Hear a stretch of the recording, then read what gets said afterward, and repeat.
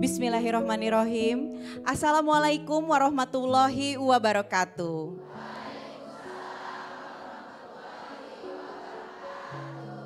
Allahumma sholli ala Sayyidina Muhammad wa ala ali Sayyidina Muhammad. Pemirsa, senang sekali hari ini kita berjumpa lagi dalam program Kajian Hati. Kajian Hati hari ini hadir dalam tema Ketika Hati Berkarat, Hapus Noda dengan Taubat. Kami ingin mendengarkan bagaimana tausiah dari Ahilman mengenai tema yang kita hadirkan hari ini. Mangga. Bismillahirrahmanirrahim. Assalamualaikum warahmatullahi wabarakatuh.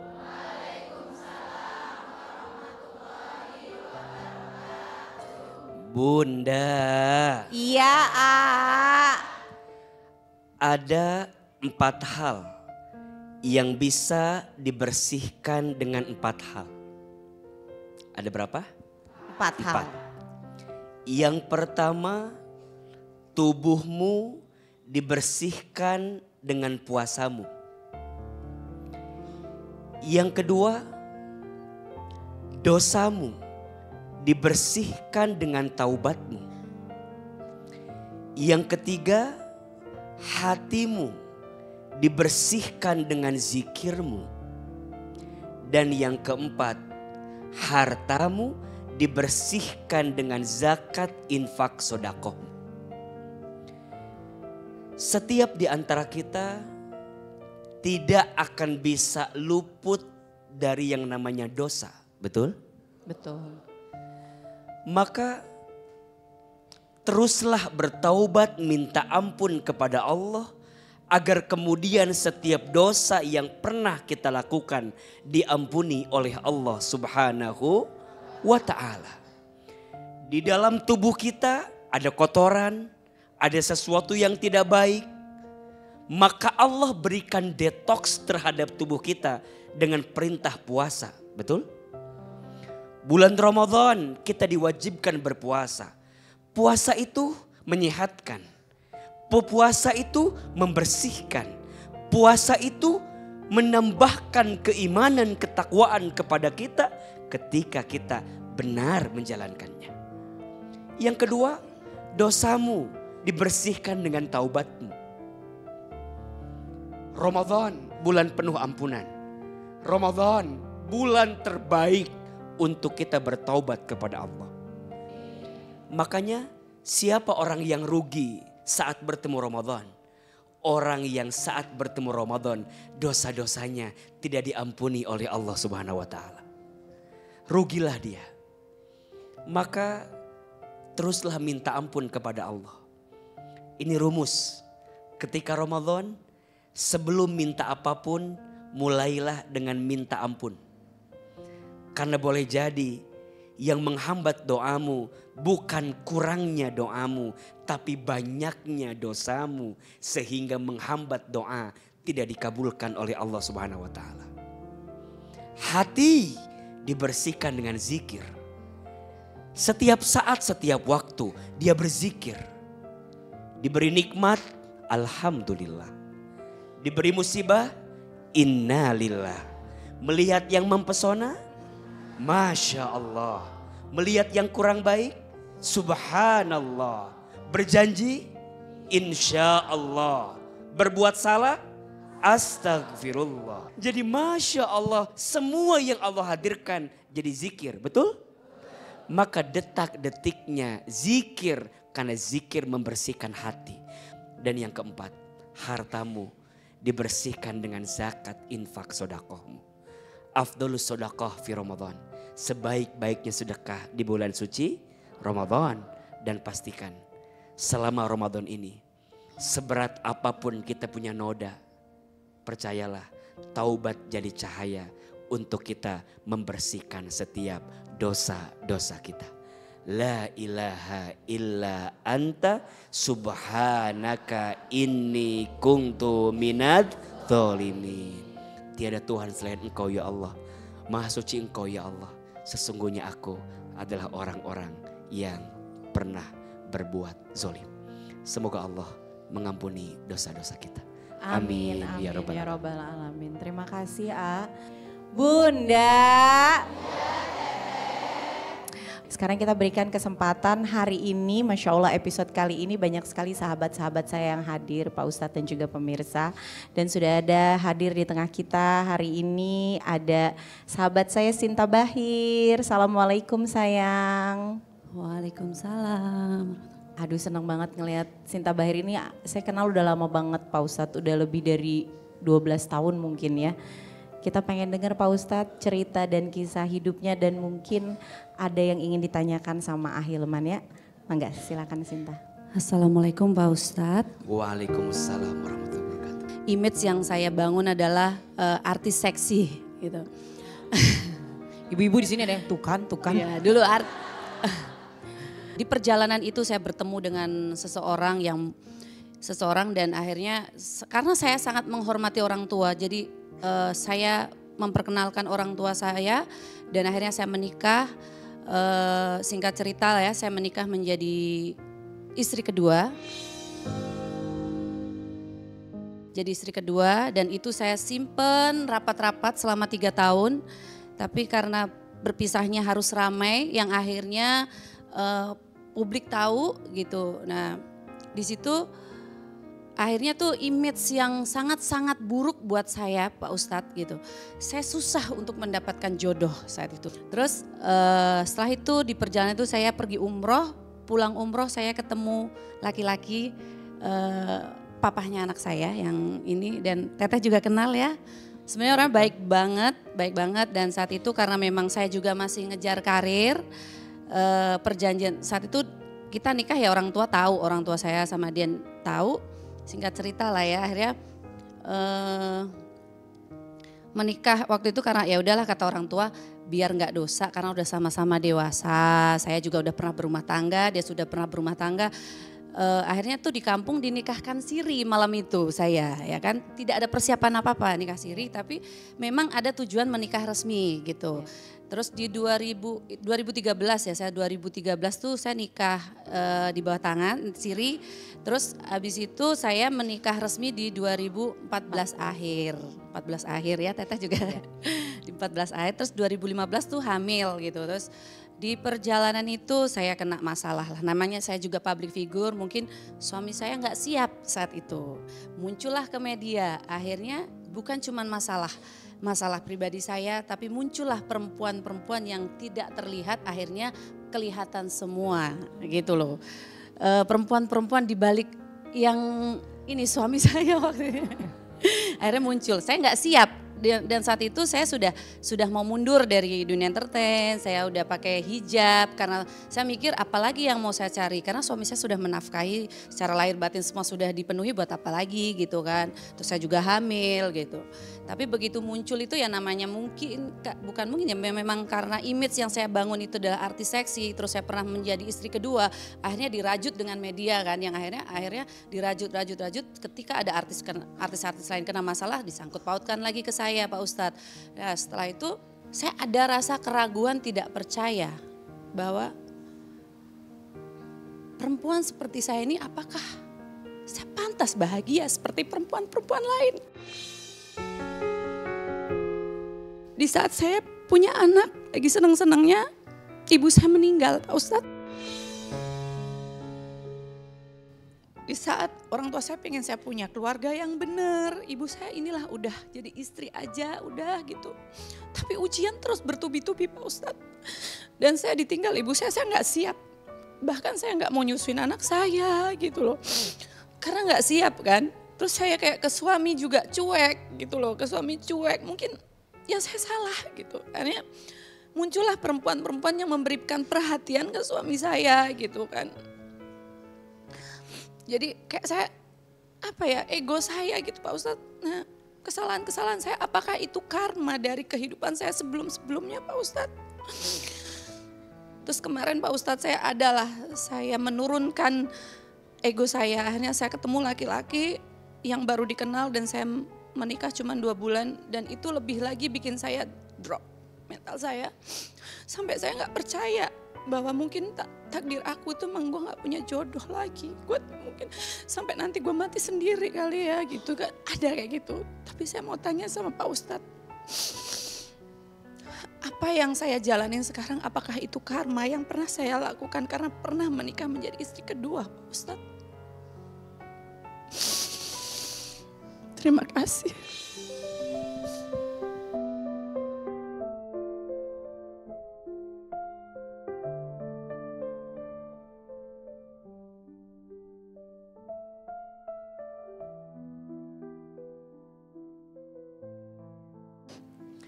Bunda,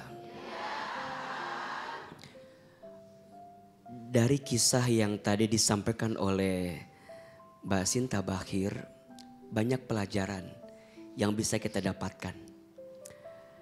Ada beberapa hal yang mungkin harus Ahilman kasih pandangan.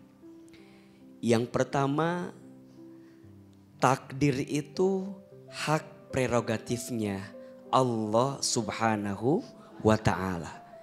Semua yang terjadi tidak akan bisa lepas dari izinnya siapa? Allah. Dan kita harus yakin Allah tidak mungkin menakdirkan sesuatu di dalam kehidupan kita kecuali di balik takdir itu Allah siapkan kebaikan selama kita ridho menerima setiap apa yang Allah takdirkan. Kalau ada pertanyaan, mungkinkah yang terjadi ini disebabkan karena ulah tangan perbuatan kita? Mungkin. Dalam Quran Allah sampaikan, ma asaba min hasanatin, ma asabaka min hasanatin faminallah, wa ma asabaka min sayyiatin faminafsik. Dan apa-apa yang menimpamu sesuatu itu baik, semua dari Allah. Dan apa-apa yang menimpamu dan dirasa itu buruk, faminafsik, boleh jadi itu disebabkan dari perbuatan engkau. Dalam ayat yang lain, wa ma asabakum min musibatin fabima kasabat aydikum wa yafu an katsir. Dan tidak ada satu musibah pun yang menimpa kita kecuali disebabkan karena ulah tangan perbuatan kita. Kenapa? Wa ya'fu an katsir. Allah sedang memaafkan kesalahanmu. Ingat, introspeksi diri terhadap dosa yang pernah kita lakukan baik, bagus, harus. Tapi jangan pernah menjudge Allah buruk dalam kehidupan kita. Jangan menjudge Allah nggak baik, jangan. Introspeksi harus, tapi kita bilang bahwa ya Rob, dosa saya banyak, tapi rahmatmu lebih luas daripada dosa yang pernah kami lakukan. Ya Allah, maksiat saya sering, tapi ampunanmu lebih luas daripada maksiat yang kami kerjakan. Itu kalimat kuncinya. Maka izin mohon maaf untuk semua yang sudah terjadi. Allah Maha Baik. Allah masih ngasih kesempatan Mbak Sinta untuk melangkah lagi. Betul? Untuk bisa hidup terus. Coba, bisa nggak waktu kita berbuat maksiat dulu langsung Allah matikan? Bisa.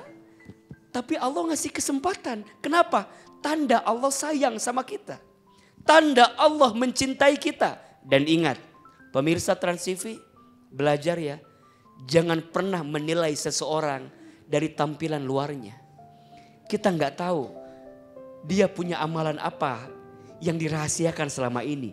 Dia punya amalan apa yang disembunyikan selama ini. Yang boleh jadi amalan rahasia itu membuka pintu surganya Allah Subhanahu wa ta'ala. Amin ya rabbal alamin. Jangan pernah melihat orang yang seakan-akan ahli neraka sebagai orang yang buruk. Jangan. Boleh jadi di akhir kehidupannya dia bertaubat, minta ampun, memperbaiki dirinya. Betul? Dan jangan juga mudah memuji orang yang kelihatannya ahli surga. Karena kita nggak tahu di akhir kehidupannya dia terpeleset. Malah melakukan dosa di hadapan Allah Subhanahu wa ta'ala. Saling mendoakan dalam kebaikan. Maka Mbak Sinta Bahir, terima kasih. Sudah hadir di kajian hati. Bukan tanpa alasan Allah menggerakkan kita semua hadir di sini. Betul? Kita semua punya masa lalu. Tapi kita semua punya masa depan. Tutup yang kemarin, tatap ke depan dengan penuh kebaikan.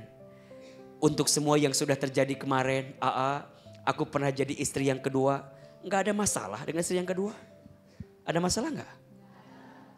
Kok agak khawatir gini jawabannya? Enggak. Iya kan? Enggak ada masalah. Iya, di mana masalahnya? Selama prosesnya baik, betul? Selama prosesnya benar, jalan yang ditempuhnya benar, lurus, tulus, serius, apa yang salah? Mohon maaf, jangan salahkan Mbak Sintanya kalau untuk urusan itu. Kalaupun ada masalah, coba lihat sampingnya juga.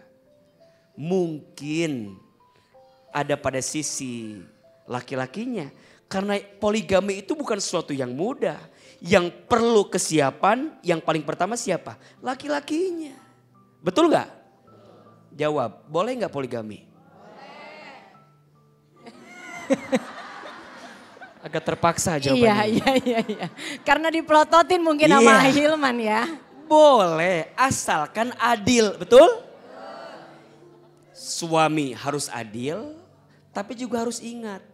Istri pertama, istri kedua pun juga harus adil. Istri kedua, ketika engkau menerima jadi istri kedua harus adil. Bagaimanapun suamimu punya istri yang pertama. Betul? Jangan engkau ambil rasa cintanya dari istri yang pertama ketika engkau hadir di dalamnya. Menurut AA, poligami yang baik itu ketika dia menikah dengan yang kedua, cinta kepada yang pertama semakin tambah, semakin tumbuh. Bukan menjadi hilang karena cinta yang kedua. Cinta itu bukan angka yang dibagi jadi berkurang. Cinta itu nilai yang ditambah jadi makin bertambah. Jarang katanya, kata ibu. Makanya. Kata ibu. Ini dari kan yang teori sebelah, kan. AA juga belum berani. Baru ibu-ibu pada mau nanya loh barusan. Iya. Oh Ate mau poligami? Bukan, Gitu. bukan. Ini ibu-ibu di sini rame banget Iya, makanya memang gak mudah, betul gak? Semua harus siap. Iya. Suaminya harus siap, istri kedua juga harus siap. Betul. Apalagi istri pertama, gak mudah. Hanya bagi orang terpilih yang bisa menempuh jalan itu. Kita yang gak punya kemampuan, jangan pernah Tuh. coba-coba. Tuh Bu. Betul? Betul. Tapi ada yang bisa, ada. Ada yang mampu, ada. Jangan salahkan yang mampu. Jangan kita bilang, Allah. Bagian alahnya itu loh Pak Ustadz ya kan. Masing-masing orang beda kemampuannya, betul?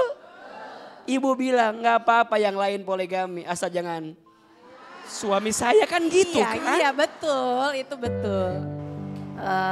Yang meneteskan air mata adalah keraguan-keraguan tentang hidup saya, apakah ini tuh apa yang saya jalanin ini, apakah yang saya jalanin sekarang ini adalah karma yang harus saya jalanin sampai kapan ini gitu loh. Penyesalan adalah saat saya menikah menjadi istri kedua dan itu mencuat ke publik karena saya public figure yang akhirnya karena poligami itu di Indonesia tetap aja itu pro dan kontra ya, walaupun di Islam itu boleh tapi di Indonesia itu sebuah yang tabu. Ada yang membuat saya tenang gitu. Yang bahwa semua perjalanan hidup itu tuh udah ada garis takdirnya gitu loh. Oh iya, jadi kita nggak boleh menyalahkan itu semuanya gitu. Jadi kita percaya ya semuanya sama Allah gitu. Terus nggak boleh meragukan walaupun itu sakit, menyakitkan, menyenangkan, itu semua tuh takdir Allah.